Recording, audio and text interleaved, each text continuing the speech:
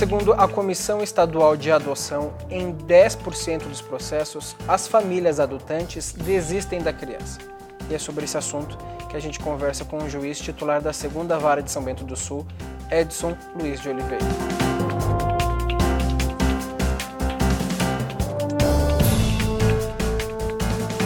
Doutor, eu primeiro gostaria de abrir pedindo para que o senhor explicasse como funciona hoje em dia o processo de adoção. Eu estou sabendo que aqui em São Bento do Sul o processo é bem rápido, o que diferencia de outras cidades do país, né?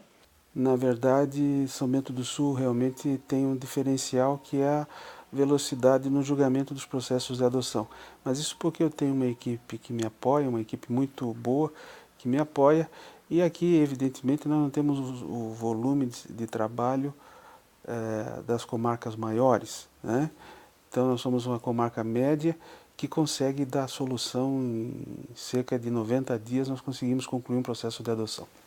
E como funciona esse processo, doutor? O processo de adoção começa com a habilitação dos pretendentes junto ao juízo da infância e juventude das suas comarcas, das suas cidades, né, comarcas, e a partir dali eles entram no processo para fazer a habilitação, eles são avaliados psicossocialmente, eles são submetidos ou têm que submeter a um curso preparatório de adoção, previsto no Estatuto da Criança e do Adolescente.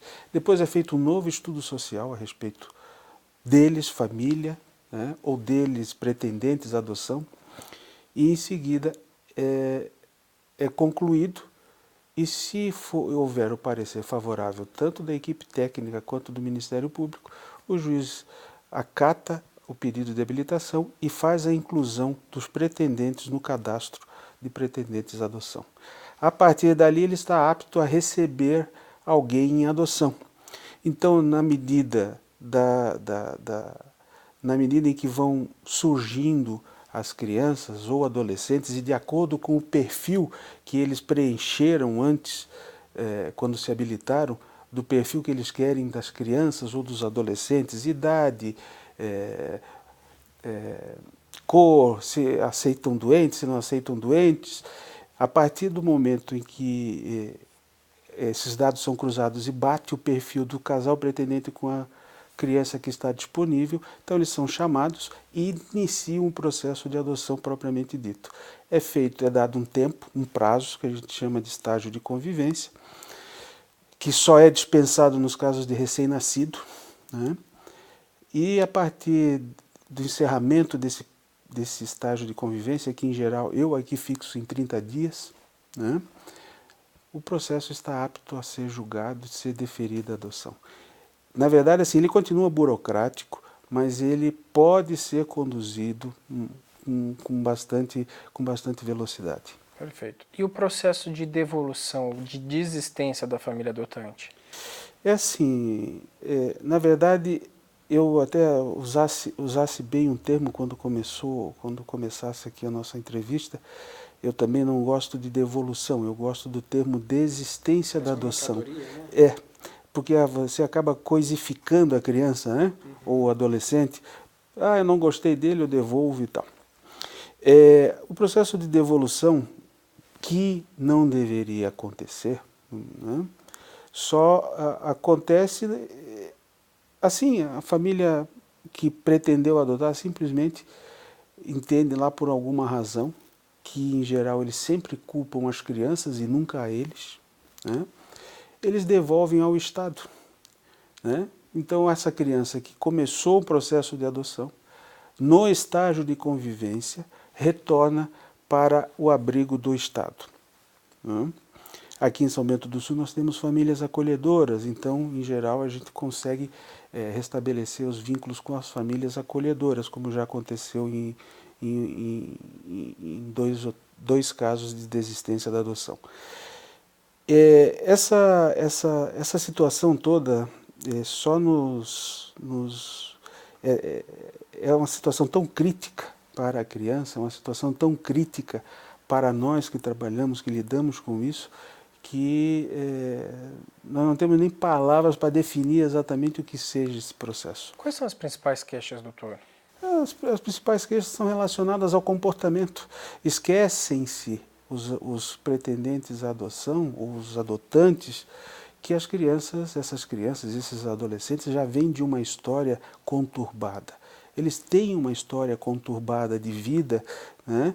E eles acabam cobrando isso, eles acabam testando isso nas famílias dos adotantes para saber exatamente onde eles podem ir, né? Então, as pessoas que acabam devolvendo é porque não tem no meu conceito, não tem perfil para adoção, né? Porque não posso nem dizer que eles não são preparados. Eu posso dizer que eles não têm perfil de adoção, porque eles acabam coisificando. Eu nunca vi, por exemplo, que você pegasse um filho biológico e devolvesse para o útero. Sim. Né? Não existe isso, então também não pode existir na adoção.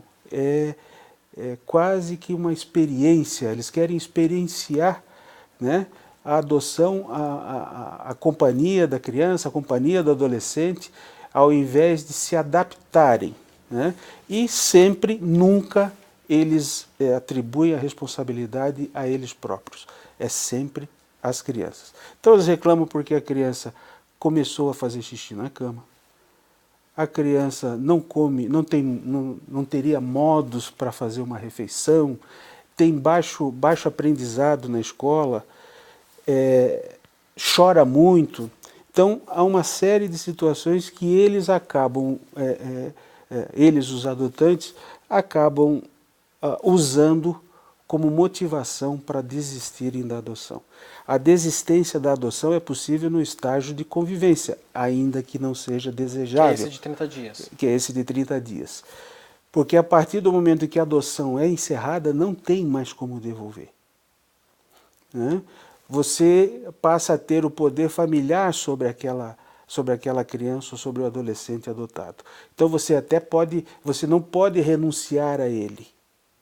Você pode até perder o poder familiar por negligenciar os cuidados com a criança ou com o adolescente ou deixá-los em vulnerabilidade. Mas renunciar, devolver, não há como. E essas famílias que desistiram desse processo de adoção, elas voltam para a fila ou são consideradas inaptas pela justiça? Eu vou responder pelo que aconteceu aqui em São Bento do Sul. No caso específico, eu desabilitei. Porque quem fez a devolução, aquilo que eu falei há pouco, não tem o perfil para adoção e não precisa estar no cadastro. A gente tem que entender que essas pessoas, infelizmente, né, não se sabe também por que razão se habilitaram para adoção, né, mas não tiveram sucesso naquilo que eles pensavam. Acho que eles pensavam só no altruísmo, eles pensam que a adoção é só afeto, é só amor, altruísmo. Não. É muito mais do que isso. Corre no imaginário popular que as crianças loirinhas, branquinhas, elas são adotadas mais facilmente. Isso é real? É real. É real. Quanto mais velha e quanto mais melanina estiver na pele, mais demorado é o processo de adoção? Não é que é demorado o processo de adoção, é que assim, nós não temos... a imensa maioria das pessoas cadastradas que integram o cadastro de pretendentes à adoção querem recém-nascidos. Em geral, recém-nascidos de olhos azuis, pele clara, são os mais bem queridos, né, no cadastro. Nós temos situações de pedidos por afrodescendentes, né? Nós temos gente que adota crianças com problemas de saúde seríssimos. Tem gente que não consegue assimilar isso. Nós já tivemos casos em que a criança foi levada para casa e no primeiro chorou demais, aí todo aquele altruísmo do casal de adotantes acabou-se. Que loucura. Doutor, a criança em processo de adoção, ela já, creio eu, ela já tem uma vulnerabilidade psicológica grande, né? Sim. A sensação de rejeição da família original. E ainda havendo um processo de desistência pela família adotante, deve ser uma coisa... Eu me coloco no lugar de uma criança dessa, no lugar de um adolescente desse, é uma segunda rejeição. né? É aquela coisa assim, poxa, não deu certo com a minha família de origem, né? Minha família de sangue, não deu certo com essa família de adotantes. E nós temos um caso específico, que eu já falei há pouco, que as meninas, né, hoje elas não querem mais adoção. Elas cansaram, elas tiveram foi tão grave, foi tão severo, né, a rejeição, que elas hoje não querem ser adotadas. Porque essa decisão é respeitada. Isso, está sendo respeitada. É claro que elas estão passando por um tratamento psicoterapêutico, né? Nós precisamos tentar curar essas meninas dessa ferida que foi aberta com a desistência da adoção. Enfim, mas essa perda emocional, essa perda psicológica é uma marca que vai ficar pro resto da vida dessas meninas. E a criança, eu não sei se isso acontece, ela pode rejeitar uma família nesse processo de 30 dias, ela fala, não, eu acho que... Olha, na verdade é assim, eu nunca vi. Mas juridicamente é possível? Juridicamente sim, porque, por exemplo, os adolescentes que são dos 12 aos 18 anos, eles precisam ser ouvidos se eles querem ser adotados, né? Então eles podem não consentir com aquela adoção. Mas a experiência me diz que é muito pouco provável que isso vá acontecer um dia. Porque você está ali, você está ou num abrigo, ou numa família acolhedora, e você quer viver em família, você quer ter uma família, você quer ter um pai que deixou você para trás, que te rejeitou já uma vez. Então é pouco provável que isso vá acontecer. Eu até hoje, pelo menos, nos meus quase 25 anos de carreira, nunca vi um caso parecido. O acompanhamento psicológico é uma questão obrigatória, tanto no processo de adoção normal, bem-sucedido, ou no processo de devolução? Como funciona o amparo do Estado a essas crianças em situação... Aqui em São Bento do Sul, como eu falei há pouco, eu tenho uma equipe excepcional. Então nós fazemos o acompanhamento depois da adoção, nós fazemos o acompanhamento inicial, nós fazemos o acompanhamento do estágio de convivência, para que os pretendentes à adoção e o adotante e o adotando consigam se adaptar um com o outro. E para isso nós precisamos de atendimento psicológico. Eles precisam, mas os pretendentes à adoção têm que ter consciência de que eles precisam de ajuda, que eles vão precisar de ajuda, que seja psicológico, que seja pela assistente social, mas eles precisam de ajuda. Se eles tiverem essa consciência que nós podemos ajudá-los, e nós ajudamos aqui em São Bento do Sul, nós temos um trabalho muito forte nesse sentido, né? Eu tenho certeza que vai ser bem sucedida a adoção. Quem pode se candidatar a um processo de adoção? Casais homossexuais, pessoas solteiras? Qualquer pessoa, qualquer casal, né?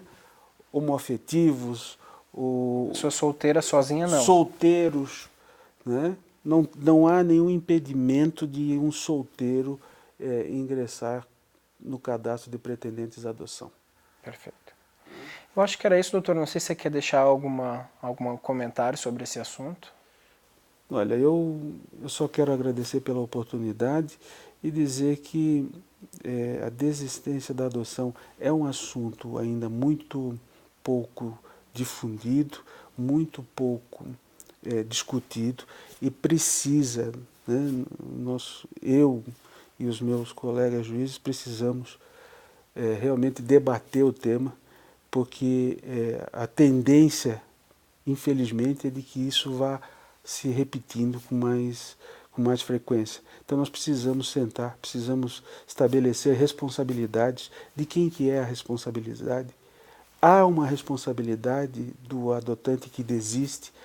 Qual é o prejuízo que ele causou? Ele deve ou não reparar esse prejuízo que ele causou? Há alguma figura penal pelo fato dele ter desistido da adoção?